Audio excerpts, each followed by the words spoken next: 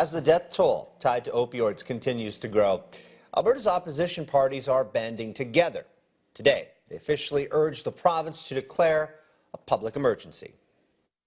This crisis in our province continues to grow. While some steps have been taken to try and address this crisis, it is clear that there is still so much more to be done. The lack of leadership, focused leadership, lack of a plan, lack of coordination with all the stakeholders in this is resulting in a piecemeal approach that is failing too many Albertans. This government hasn't done enough, quickly enough, to stem this epidemic. Opposition parties say the number of fentanyl-related deaths has skyrocketed over the past 5 years to nearly 1 per day. 343 Albertans lost their lives as a result of that in 2016. That number surges to almost 500 when you include all opioids. Alberta Health Services predicts there may be as many as 400 fentanyl deaths in Alberta this year due to the opioid use. MLAs from all parties today on the opposition side of the aisle plan to call for an emergency debate on the fentanyl crisis. They say the NDP is refusing to treat the situation with the urgency it deserves. Rosalind Davis lost her partner to fentanyl. She is making an emotional plea, calling on the government to do more. There is no shame in being human. The real shame, that belongs to our government. Our government is aware of the situation and they are aware of the solutions. No other epidemic killing this many Albertans would receive such apathy. So I ask you, and I ask you on behalf of all of those out there suffering right now with an opioid addiction, please make a better decision. But when it comes to the lives of Albertans, there are no partisan colors here. Today, all 4 opposition caucuses in the Alberta legislature stand together to call on this government to do the right thing. Declare a public health emergency to deal with the frightening opioid epidemic.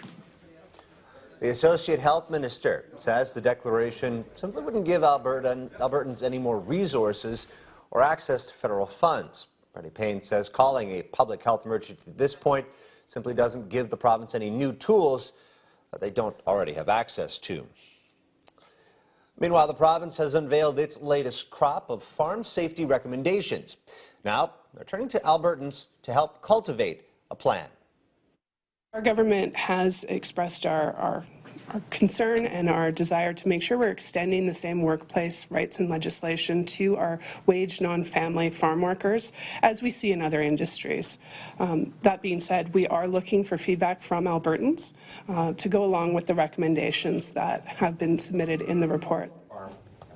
6 working groups have been reviewing general occupation health and safety standards to see how they could apply to the agricultural sector.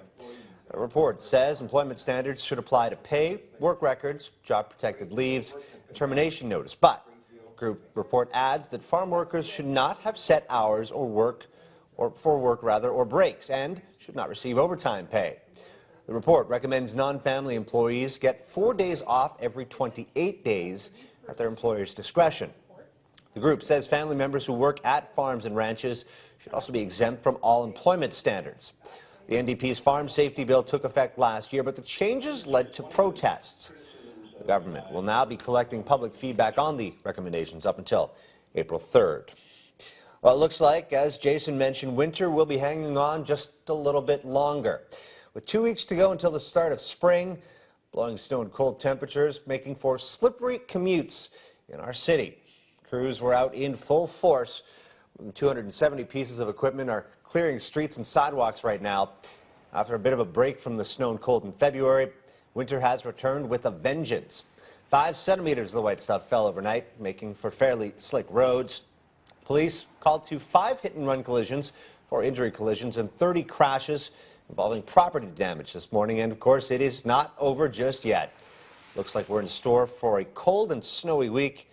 Temperatures will cover between -10 and -15, but the wind chill, unfortunately, will make it feel even colder. We'll call it Travel Ban 2.0. The Trump administration rolling out a revised executive order that temporarily suspends immigration into the United States from 6 predominantly Muslim countries. The signing of the controversial measure was done privately today. This one removes Iraq from the initial list of banned countries.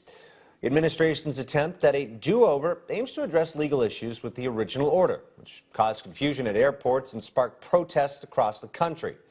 It was ultimately blocked by federal courts. This revised order still seeks to curb the number of refugees allowed into the U.S. No more than 50,000 would be given access in 2017. The order will also not revoke existing visas. It is set to go into effect March 16th.